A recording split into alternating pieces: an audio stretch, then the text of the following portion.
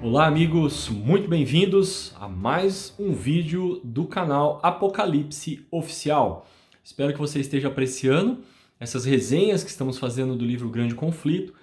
Espero que esteja sendo uma bênção na sua vida. Chegamos já no capítulo 15. Eu gostaria de ler para você agora o texto que vai dar base à nossa meditação. Ele se encontra em João capítulo 3, verso 19, e diz assim: Esta é a condenação, que a luz veio ao mundo, e os homens amaram mais as trevas do que a luz. Chegamos agora no capítulo 15, a Escritura Sagrada e a Revolução Francesa. Talvez, ou posso até afirmar, uma das páginas mais tristes e terríveis da história da humanidade.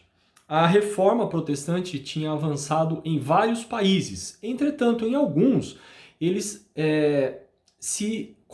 os países se colocaram abertamente contra o avanço dessas verdades. Entre esses países encontra-se a França.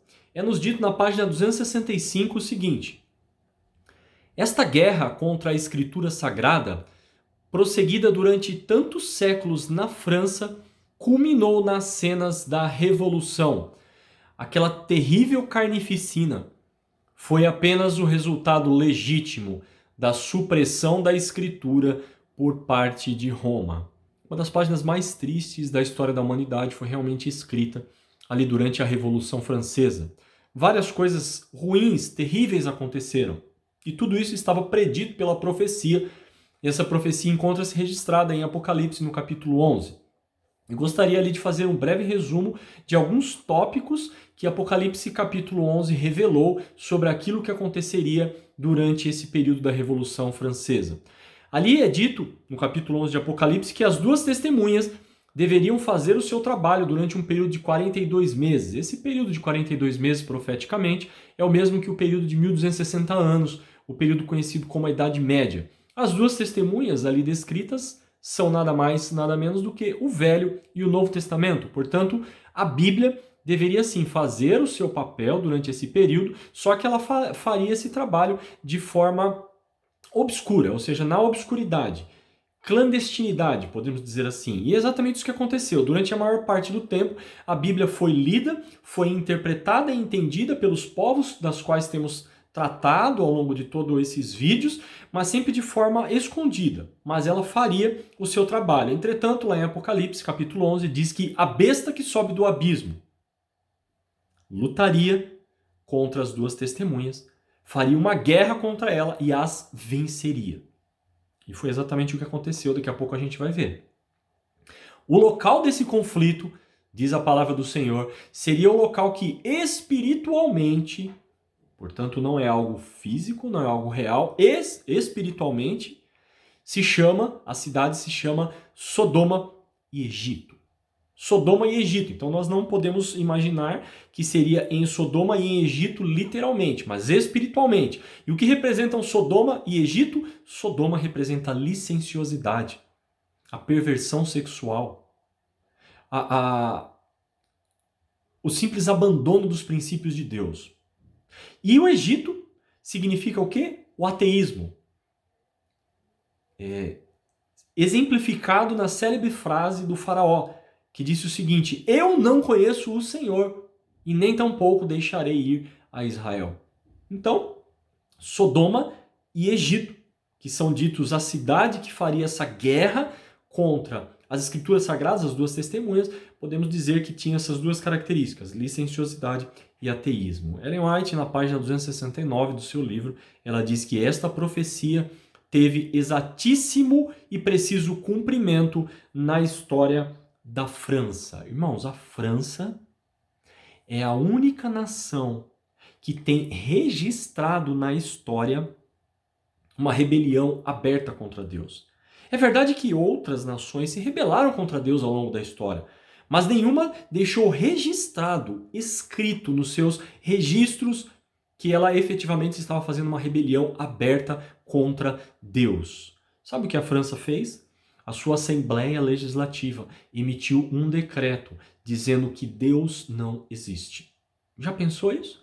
Imagine o nosso Congresso aqui no Brasil emitir ali um decreto, uma lei, dizendo assim, olha, Deus não existe. Foi exatamente isso que a França fez. Por isso que a França é citado nesse livro como o único país que manteve em seus registros essa rebelião aberta contra Deus, de forma registrada. Isso é história, tá lá, tá escrito, não dá para fugir.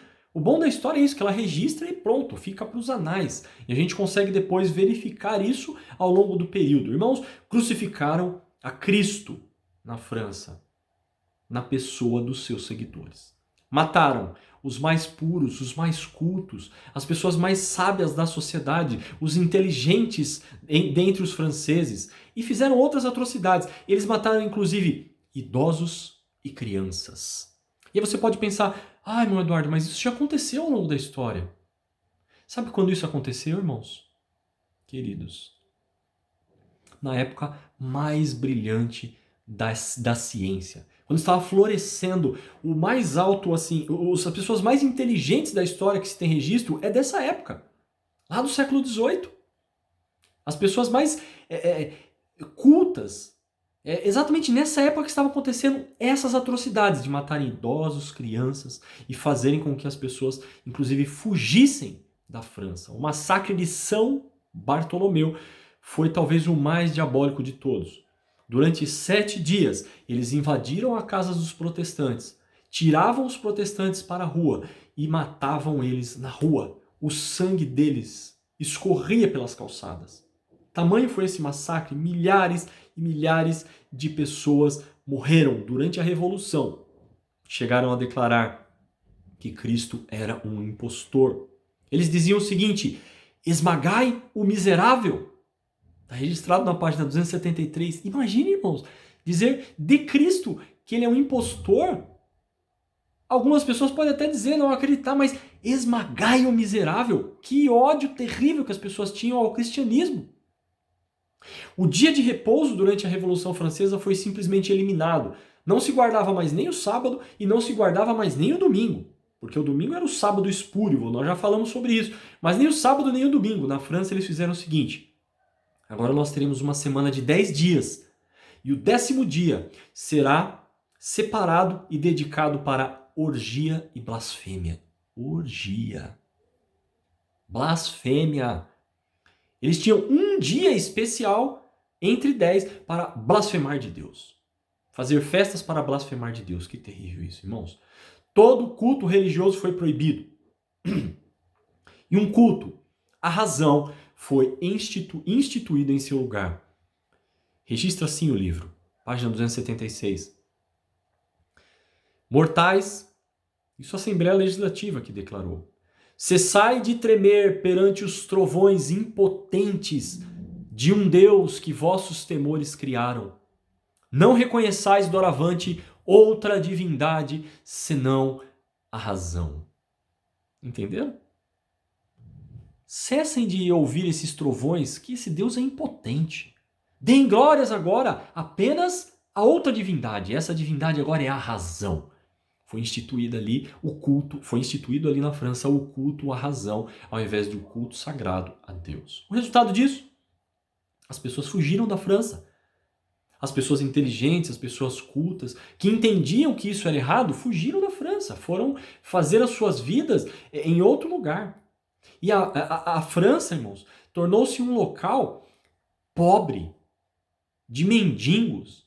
Registra a história que mais de 200 mil pessoas mendigavam na porta do rei, pedindo pão e água, não tinham o que comer. Pão e água. Os trabalhadores mendigavam. E aconteceu que a França perdeu a grande oportunidade de se tornar um modelo para as nações, porque muitas das pessoas sábias e cultas desse mundo vieram da França. Mas devido a essa perseguição religiosa que aconteceu na França, supressão da palavra de Deus, instituição do culto à razão, eles acabaram saindo da França e foram fazer as suas vidas em outros locais. A história registra muitas outras atrocidades.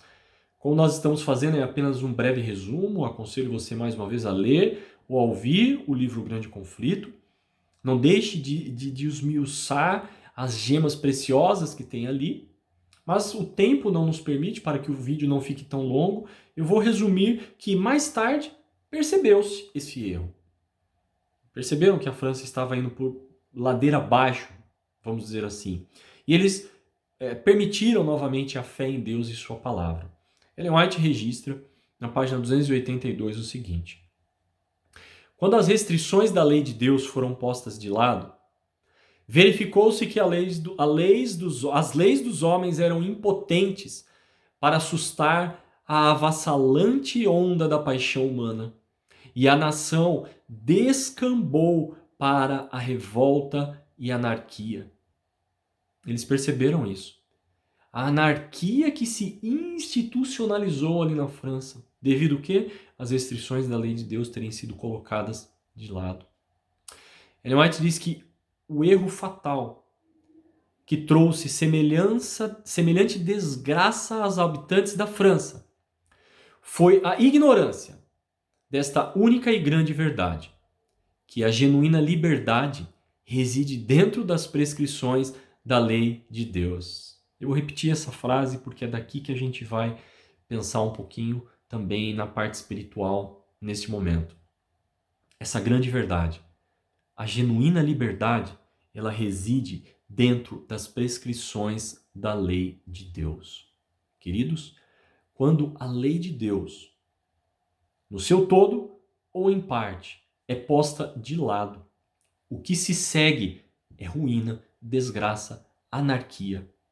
Os homens passam agora a agir como pessoas, ou melhor, como animais irracionais. Esse, irmãos, é o resultado da desobediência. Quando a palavra de Deus é colocada de lado, a serva do Senhor diz que o que se segue é o que se viu lá na Revolução Francesa. A pergunta que eu trago para a meditação nesse momento é: vale a pena? Vale a pena colocar de lado as restrições da palavra de Deus? Muitos gostam das partes bonitas das Escrituras. Deus é amor. Jesus Cristo morreu pelos nossos pecados. Nós temos um céu nos esperando. Jesus foi até o céu nos preparar lugar. Tudo isso é muito lindo e é maravilhoso e é o que move o nosso coração. É a alegria que nos faz levantar todos os dias. É aquilo que nos move a continuar vivendo nesse mundo de pecado. É verdade. Mas e quando a palavra de Deus coloca restrições ao seu modo de agir? Quando a palavra de Deus ela restringe as suas paixões enfreadas? O que você pensa disso? Alguns então pegam essas partes das escrituras e dizem: não, isso aqui eu não gosto, isso aqui eu não quero, isso aqui é lá para o passado, isso aqui servia para os judeus, isso aqui é para a época de Moisés, agora eu posso comer o que eu quiser, é só orar em cima, abençoar o alimento, tá tudo certo, quando a palavra de Deus diz o que pode e o que não pode comer. Não, agora eu vou guardar o dia que eu quiser, vou guardar o domingo. É porque eu não posso guardar o dia de sábado, eu trabalho, então eu vou guardar o domingo e Deus vai aceitar. Quando a palavra de Deus nos restringe, diz assim: olha, lembra-te do dia de sábado. Ah, não, mas não tem problema eu ter uma mulher, mas eu também dou uma saltadinha de vez em quando e ali na esquina ter um relacionamento com outra mulher. Quando a palavra de Deus diz de forma muito clara: não adulterarás. As restrições da palavra de Deus, queridos, servem para nos trazer alegria, porque elas não nos privam da liberdade. As restrições da palavra de Deus nos privam das desgraças que advêm da desobediência. Por isso Deus ele se preocupa conosco, se preocupa com o ser humano e diz assim: filho, as restrições são para o seu bem. Veja, a história registra o que aconteceu na França. Como eu disse, as páginas mais tristes e horríveis da história da humanidade estão registradas quando o homem colocou de lado as restrições da palavra de Deus. A questão é: vale a pena? Eu tenho certeza que não. Tenho certeza que vale a pena se manter sob as restrições de Deus e não a parte das restrições de Deus.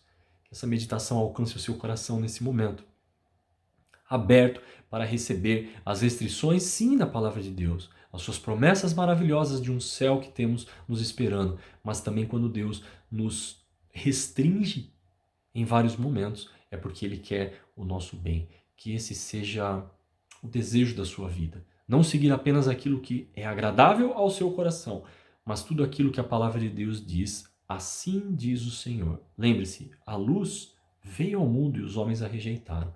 Que nesse momento a luz, que é Jesus, inunde o seu coração e você não rejeite aquilo que Ele está lhe propondo. Que Deus abençoe e até o próximo vídeo. Fiquem com Deus.